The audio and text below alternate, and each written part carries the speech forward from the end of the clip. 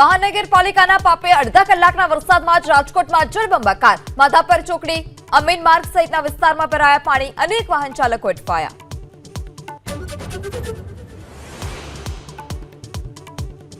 વડોદરામાં આજવા સરોવરમાંથી પાણી છોડાતા વિશ્વામિત્રી નદીના જળસ્તરમાં વધારો, તો બાજવા ગામમાં જળબંબાકારની સ્થિતિ. શહેર અને જિલ્લાની શાળાઓમાં આજે રજા.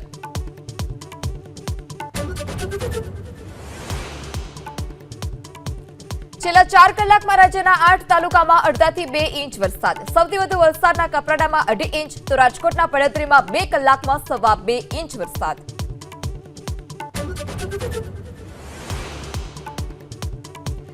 દિલ્હીમાં યમુના નદીના જળસ્તરમાં ઘટાડો. યમુનાના બજારમાં હજુ પણ વરસાદી પાણી. મકાનો, રસ્તાઓ પાણીમાં ગરકાવ.